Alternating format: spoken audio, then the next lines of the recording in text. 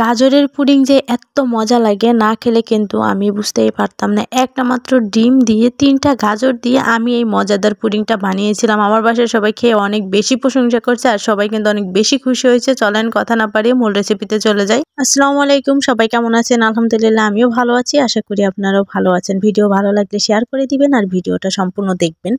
এখানে আমি 3টা গাজর আগে থেকে ছুলে নিয়েছি, এরপরে একটা গ্রেটার দিয়ে গ্রেট করে নিব। আপনারা চাইলে এটাকে কুচি করে নিতে পারেন, অবশ্যই কিন্তু গ্রেটার দিয়ে গ্রেট করে নিলে ভালো হবে। এরপরে আমি এখানে কড়াইতে একটু ঘি দিয়ে নিচ্ছি।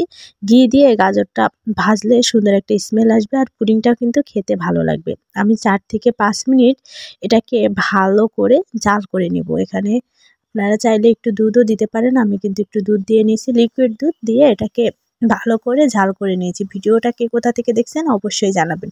এখন কিন্তু গাজরের দাম অনেক কম, আর এই গাজরের দাম যখন কম আমার মতো সবাই কিন্তু পুডিং বানিয়ে খেতে পারেন। এখানে আমি পর্যাপ্ত পরিমাণে চিনি দিয়েছি, মিষ্টিটা যার যার পছন্দ। আপনারা চাইলে এখানে গুড়ও দিতে পারেন, কিন্তু গুড় দিলে হবে কি কালারটা নষ্ট হয়ে যাবে গাজরের। এবার হচ্ছে আমি একটা ক্যারামেল তৈরি করে নিব।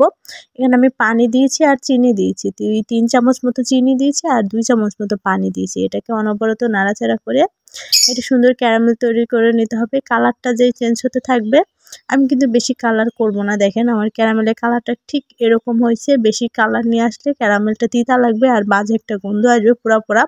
পুডিংটা খেতে কিন্তু ভালো লাগবে না।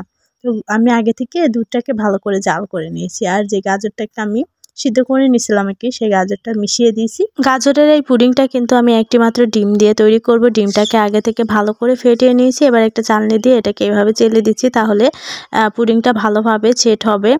এটাকে ভালো করে মিশিয়ে নেব। মিশিয়ে এরপরে হচ্ছে আমি যেই পুডিংয়ের পাত্রটা সেট করব ওটাতে দিয়ে নিলাম। দিয়ে এটাকে আমি একটা চুলাতে হাঁড়িতে আগে থেকে পানি আর স্ট্যান্ড বসিয়ে দিয়েছি। পানির হাঁড়ির কালার দেখে আপনারা আবার কিছু মনে করেন না, কারণ আমার হাতের নখের যে কালার ওটা তৈরি করছিলাম দেখে হাঁড়ির অবস্থায় 12টা বেজে গেছে।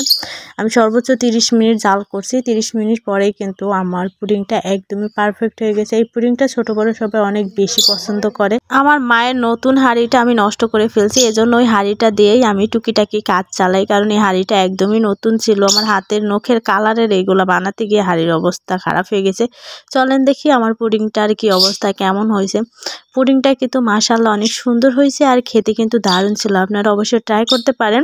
তো পানি উঠতেছিল কেন আমি জানি না, কিন্তু এই পুডিংটা সবাই খেয়ে অনেক বেশি প্রশংসা করছে। আর গাজরের কোনো বাজে গন্ধই আসে নাই। অনেকের ধারণা গাজরের একটা গন্ধ আসবে, না ওরকম কিছু না। আমি যখন ঘি দিয়ে বাচ্ছিলাম যে গাজরের একটা যে অরিজিনাল একটা ফ্লেভার থাকে আর কি, গন্ধ বললে তো আপনারা অনেকেই অনেক কিছু মনে করবেন, তো ফ্লেভারটা আর আসে না। খেতে কিন্তু দারুণ লাগে। তো সবাই ভালো থাকবেন, নেক্সট ভিডিওতে দেখা হবে। আল্লাহ হাফেজ।